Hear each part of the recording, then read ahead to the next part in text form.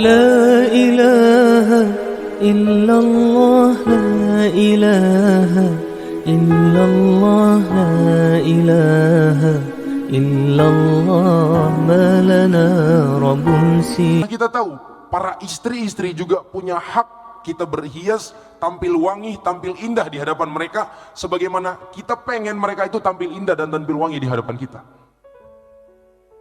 Dan ini terkandung dalam ayat Allah Azza wa Jalla, walahunna mithlul ladzi alaihinna bil ma'ruf. Dan para wanita-wanita itu punya hak sebagaimana kewajiban-kewajiban yang mereka miliki dengan cara yang ma'ruf, dengan cara yang benar. Ini yang ketiga. Yang keempat, para hadirin yang dimuliakan oleh Allah, kata Nabi alaihi salatu wasalam, wa kariha lakum qila wa qal. Dan Allah Azza wa Jalla membenci untuk kalian qila wa qal. Qila wa qal ini adalah berkata hanya dengan berlandaskan katanya dan katanya. Ini masuk di dalamnya adalah menyebarkan suatu berita hanya berlandaskan apa? Katanya dan katanya. Dia dengar dari si fulan, tanpa dia cross check terlebih dahulu berita ini, dia ikut menyebarkannya. Yang penting apa? Si fulan berkata demikian, saya dengar dari si fulan. Maka ini tidak dibenarkan para hadirin yang dimuliakan oleh Allah. Apalagi kita sekarang berada di zaman modern. Ya, kita harus lebih ekstra hati-hati di dalam menerima dan menyebarkan sebuah berita. Di zaman kita sekarang ini, sering sekali sebuah berita itu sudah dibumbui, terjadi penambahan, pengurangan, penyelewengan. Banyak terjadi di masa kita sekarang ini para hadirin yang dimuliakan oleh Allah. Maka butuh kewaspadaan yang tinggi di dalam menerima dan menyebarkan sebuah berita. Apalagi para jamaah yang dimuliakan oleh Allah, berita-berita yang terkait dengan kemaslahatan masyarakat luas, yang dampaknya itu bukan hanya kepada 1-2 orang, tapi memiliki dampak yang besar kepada umat Islam. Maka ini harus memiliki kewaspadaan yang lebih besar di dalam menerima dan menyebarkan sebuah berita. Makanya di dalam Islam ini sangat ketat diatur oleh Nabi alaihi salatu wasalam. Nabi SAW sampai-sampai mengatakan, kafa bil mar'i kadziban an yuhadditsa bi kulli ma sami'. Cukuplah seseorang itu dianggap sebagai seorang pendusta. Kapan? Ketika dia menyampaikan semua berita yang dia dengar. Jadi apapun yang dia dengar, dia sampaikan. Apapun yang masuk ke dia, dia sampaikan. Ini dianggap sebagai seorang pendusta. Kenapa demikian? Karena tidak semua berita yang sampai kepada dia itu pasti semuanya benar. Maka tidak benar kalau semua berita yang sampai kepada kita, lalu kita share. Tidak bisa demikian para jamaah yang dimuliakan oleh Allah. Apalagi kita sekarang hidup di zaman media sosial ya. Untuk menyebarkan sebuah pesan, sebuah berita itu sangat gampang.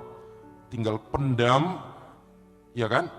Tekan tombol forward, masukkan, kirim ke grup-grup, sudah tersampaikan beritanya. Gampang sekali menyebarkan sebuah berita di masa kita sekarang ini.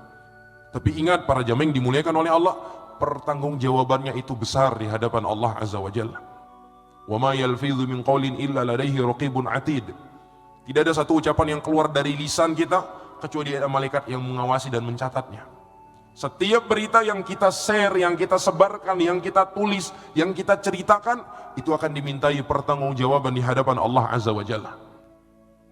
Makanya di dalam hadis yang sahih, Rasul alaihi salatu wasallam mengatakan, bi'sa maqiyatur rajul za'amu.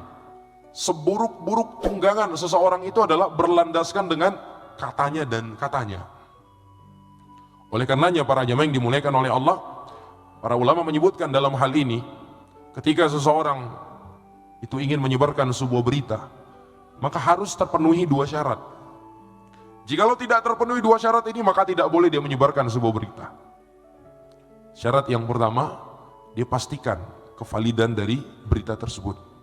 Ketika sampai kepadanya berita, dia harus cek kebenaran berita tersebut. Apa benar ini disampaikan oleh si fulan? Apa benar ini yang terjadi? Apa benar begini kejadiannya? Harus dia cek terlebih dahulu. Tidak boleh dia sampaikan berita tersebut sampai dia cek terlebih dahulu beritanya benar apa tidak. Kan itu tadi di masa kita sekarang ini banyak sekali manipulasi berita-berita yang ada. Apalagi kita sekarang hidup di zaman teknologi, ada AI. Subhanallah. Semua orang bebas berbicara apapun di masa kita sekarang ini. Semua orang bebas untuk menyampaikan pendapatnya, bebas bercerita tentang si fulan, si alan.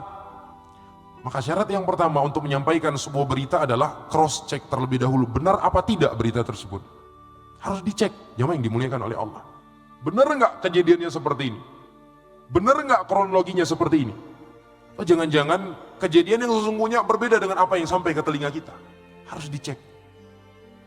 Syarat yang kedua, kata para ulama, untuk menyampaikan sebuah berita, setelah kita cek kebenaran berita tersebut dan beritanya benar terjadi demikian, kita harus menimbang antara maslahat dan mafsadat.